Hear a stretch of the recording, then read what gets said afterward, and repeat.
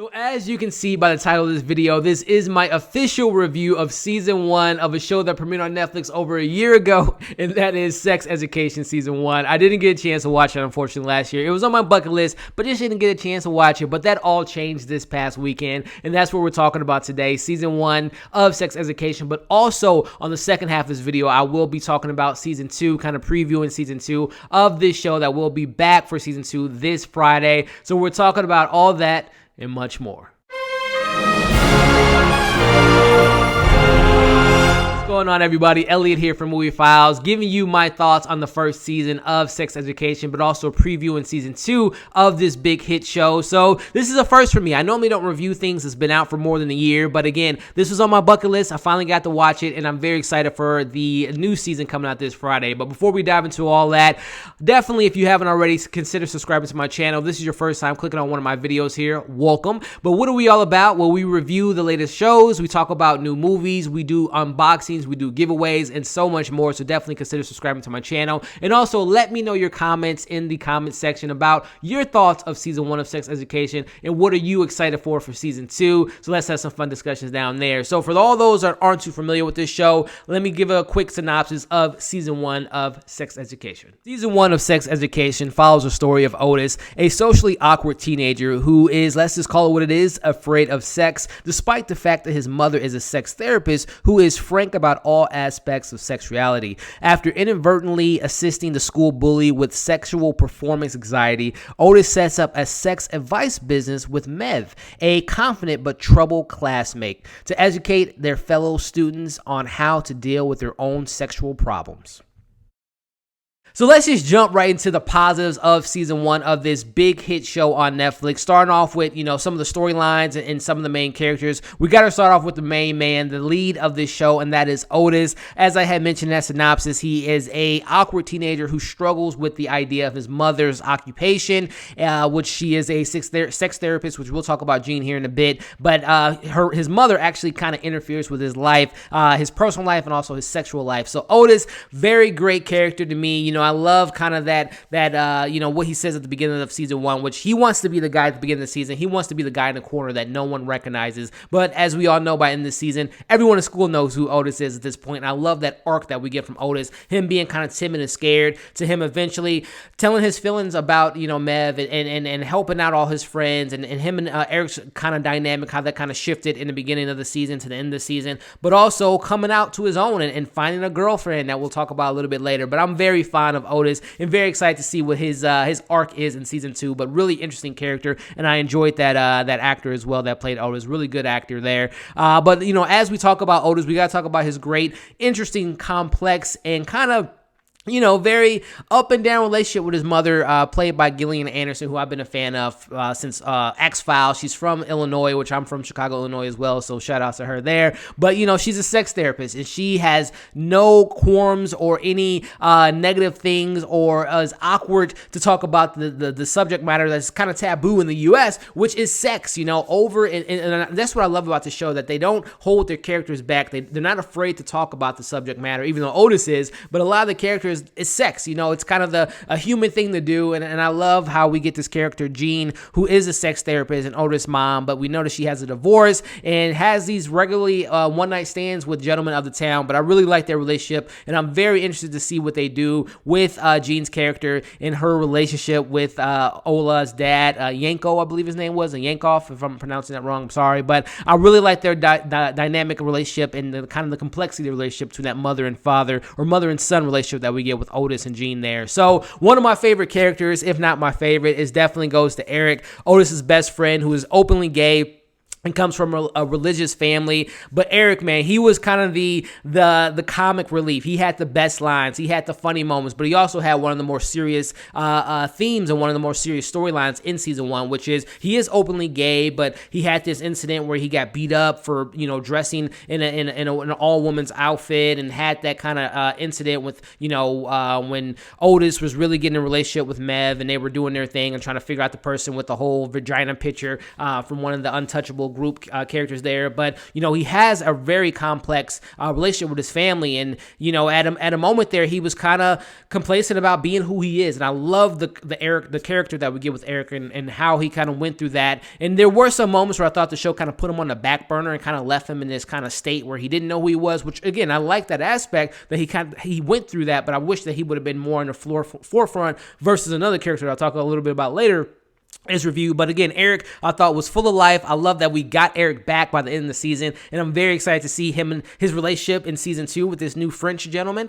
and also his relationship with Adam, who we'll talk a little bit about later. But Eric was one of my favorite characters, but probably my favorite character. Again, I love the dynamic with Otis and Eric and Jean and Lily that we'll talk a little bit about later. But my favorite character is probably Mev. I really enjoyed her character. She's, an outcast of the school, but she eventually, befriends Otis and they have their therapy clinic. And she has a very kind of unfortunate, living situation where she lives on her own. She doesn't have the best relationship with her parents. She has a kind of a really toxic relationship with her brother.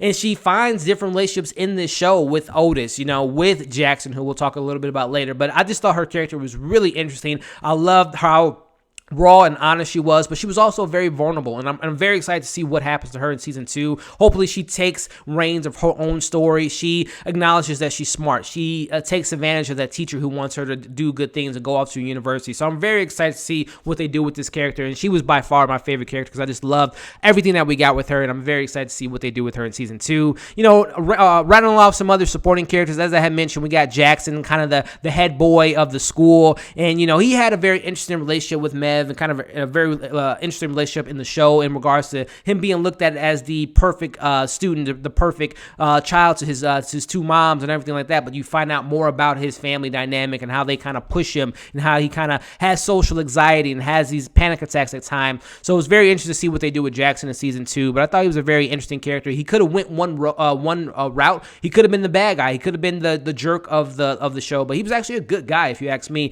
And I kind of wanted that relationship to stick between him and Mev, and we'll see what happens with season 2. But we got a Jackson.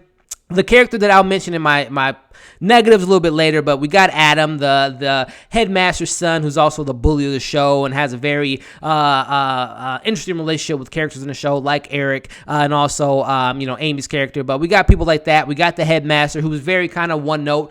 He was the principal who wants nothing but great things for his school, but he goes to extra lengths to make that happen, even though he knows things aren't perfect in his household, and also his son Adam and his grades and cheating and all that stuff. Who else do we get in the show that I really want to talk about? Like I had mentioned, Lily almost stole the show for me. Every scene that she was in, I thought she was hilarious, and very interested to see what her character has to do in season 2. Again, I mentioned earlier, we get Jean and her relationships with the plumber, and we'll see what happens with him and everything with their relationship, as well as Ola, who's going to be Otis's girlfriend.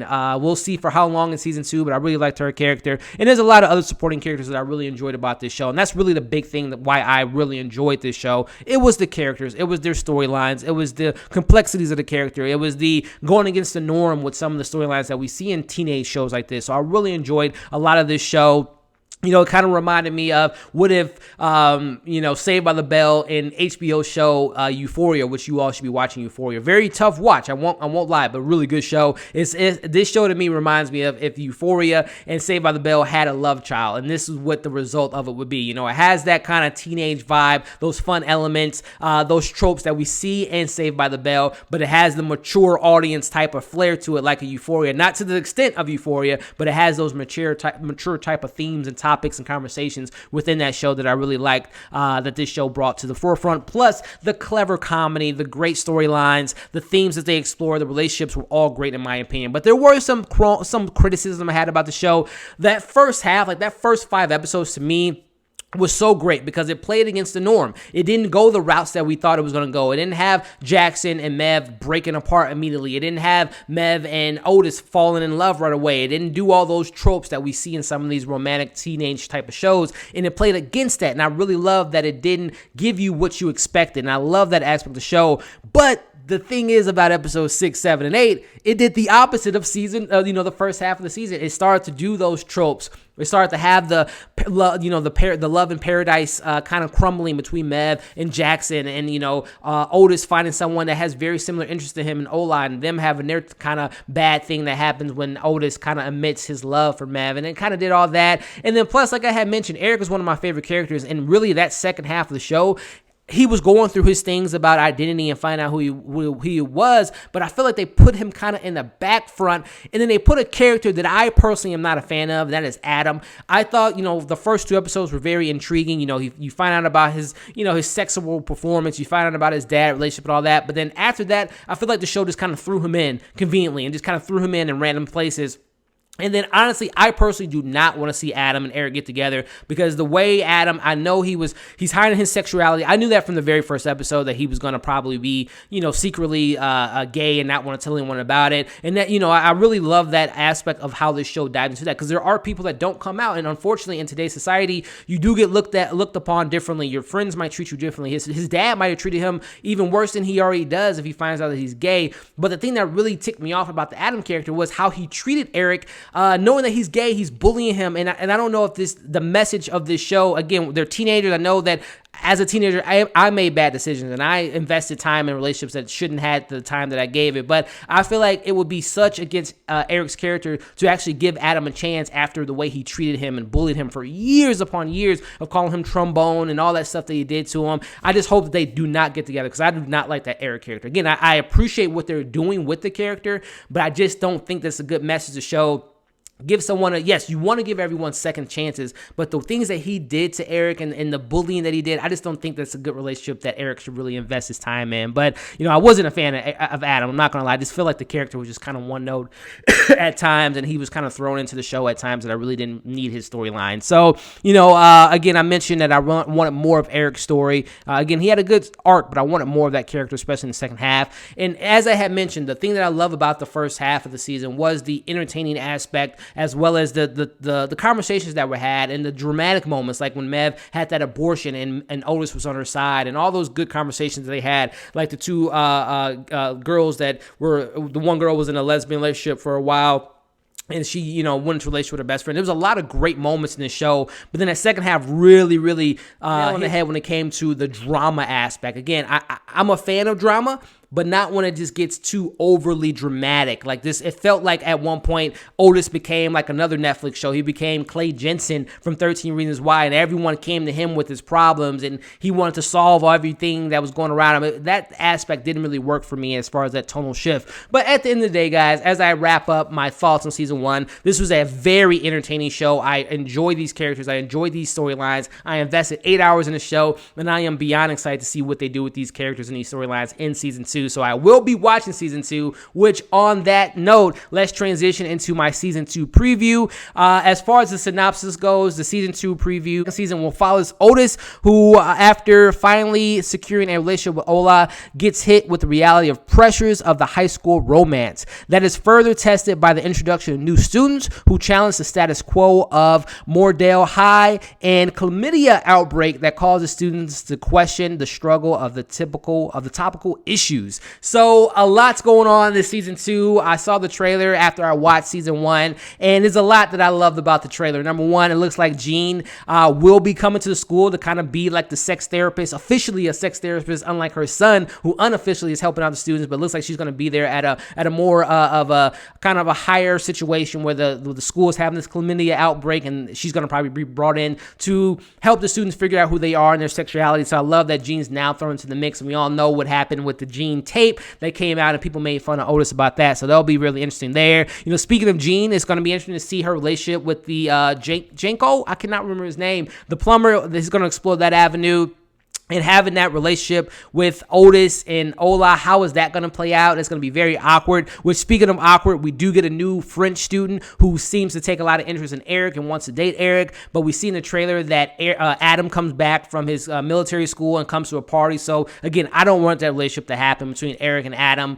So we'll see what happens there. My favorite character, Mev, is back at Mordale, and she threatens the headmaster by exposing the school is full of cheaters. So I'm glad to see that she's back into the school. She has black hair now, so I can finally stop comparing her to Margot Robbie and just thinking of Margot Robbie every time I see her. So it'll be really interesting to see what happens with that kind of blackmailing the headmaster and what kind of consequences will happen because of that in regards to her getting back to school. The clinic is back. It looks like Otis and Mev are going to be back in business and working together again. And I want to know what's going to happen with Mev and Jackson. Is she going to tell him about the abortion that she had last season? What's going to happen with her brother and her mother? There's a lot going on, and I am beyond excited to talk about season 2 with you all. I will be moving this week, so I'm hoping to have my review out for season 2 of Sex Education by Saturday at the earliest, but hopefully by Sunday or Monday, I'm going to have my full review of season 2 on my channel, so keep an eye out for that video when it releases. So that's it, guys. That's my review. That's my season 2 recap and preview. Give this video a thumbs out. Helps out this channel a lot. Make sure, if you haven't already, that you've subscribed to my channel. Hit that bell so you can stay up to date with my latest TV shows, movie reviews, unboxings, giveaways, and so much more.